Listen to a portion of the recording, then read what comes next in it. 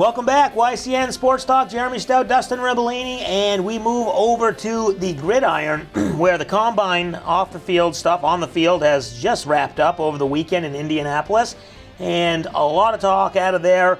But right now, New England, Pats Nation is focused on the backup quarterback in New England, Jimmy Garoppolo. Lots of talk. He will get traded, he won't get traded. Insiders saying both. I mean, we've had Adam Schefter and Peter King basically not contradict their reports, but have different conflicting reports. What happens, what should happen, and what do you think the Patriots will do? Yeah, again, we talked about the David Price thing earlier with all the different information. Talk about, one day it's Garoppolo's gone, one day it's not. He's not gone. I think in the end, the Patriots are going to keep him. I don't. If they do trade him, I don't think it's going to be for a first-round pick. We talked about it on Saturday. Bill Belichick, as Patriots fans know, does not like paying first-round money. So if they were to trade Garoppolo, I think that maybe they'd, quote, settle for a couple second rounds and maybe a fourth round, so then you can use those to get more picks down the draft via trade, or second-round picks just don't make as much money as first-round picks. I think in the end they keep him just because they have the insurance. If Tom Brady were to go down, I don't think they're confident in Jacoby Brissett stepping in. So in the end, I think they keep Garoppolo. If they do happen to move him, it's not going to be for a first-round pick. Yeah, and I agree with you. I think they keep Garoppolo because even though I don't think Brady's going to fall off a cliff, as some people will say, I don't think he's going to get worse. He could still get injured. And that's the thing. I think people are just overlooking the fact that he could still get injured, and the Patriots want to have a backup plan, and they want to be able to contend in the AFC East and in the AFC as a whole if Garoppolo has to be, if their backup quarterback has to play. So I think they keep him for this year, and yeah, does that give them the chance that they could lose him for nothing next year as he is a free agent? Yes, it does. But I think at that point, Brissett will be ready. And so they'll say, hey, whatever, we drafted Garoppolo late. We got a few good years out of him, and it is what it is. I don't think it's as, I mean, if you listen to some people, they say if you get nothing for him, you're an idiot. But I just don't think what you're getting for him is a year of safety, really, by keeping him. So I don't think it's a bad thing. I just don't think right now Brissett is ready. I think he needs one more season.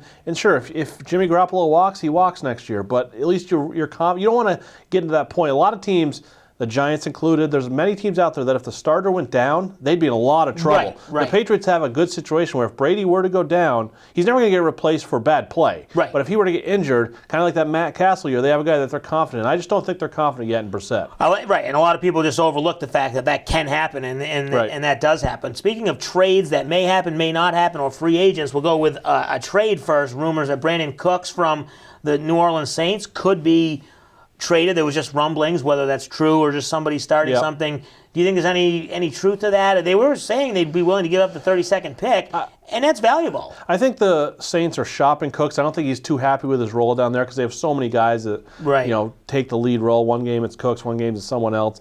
But I think they're looking for a higher pick. I think they're looking for like a mid-first round pick. They got to reload that team a little bit. They don't have much on the offensive or defensive lines. So I think there's truth to the fact that Cooks is being shopped. I just don't think the Saints would settle for just the 32nd pick. They'd need some more picks down the road. So in the end, I don't think he'll end up in And does he fit into the Patriots system? Only because they do have a plethora of wide receivers at this point. Obviously, once again, Belichick likes to have the depth, but really, what does he want to give up for a fourth receiver?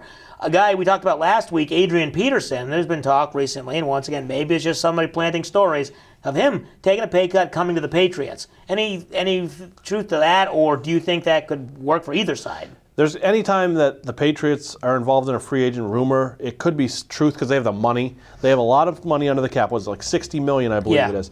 I just don't see the fit there because the Patriots are when they go to a power run team with Blunt, he still only gets 15 carries a game. And they're a team that throws the ball a lot, and they're always going to throw the ball a lot. And Peterson is not a runner out of the shotgun. So I think that, again, truth to the rumor, I don't see the fit there at all, really. And we've seen Dion Lewis, when he's healthy, he gets a lot of carries. And James White now, could he have a more expanded role after what he did in the Super Bowl? So that's going to be interesting. It looks like they're set at those positions, wide receiver, running back. What position should they focus on in the draft coming up? And we still have a lot of time, but where do they go from there? Do they get a tight end? Yeah, that's the big talk. It all depends on how the Martellus Bennett saga plays out, which should be done here. I think free agency is Thursday. It begins, so it should be done early next week, mid next week. I think one position that they're going to need to look at is cornerback. They're obviously going to have Malcolm Butler, but they're probably going to lose Logan Ryan, who was a pretty solid corner. Not like he was a superstar, but he was good. So I think they're going to want to look to replace him in the secondary because that secondary is getting a little bit older. McCourty, Chung. okay. Again, not superstars, but I think they look to replace Logan Ryan because it sounds like he's virtually gone. Right. It's going to be, and then we didn't even get into the rest of the draft. The first quarterback taken, we can get into that in subsequent weeks, but a lot of surprises. Anything can happen when the NFL draft happens. That's the truth. Yeah, exactly. We'll see always some trades with the Browns with 2 top picks, the first and the 12th pick. Anything can happen. We'll take a break, one final segment. Talk some NBA hardwood and see if the Celtics can correct their little slide they're on right now.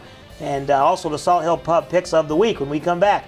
You're watching YCN Sports Talk.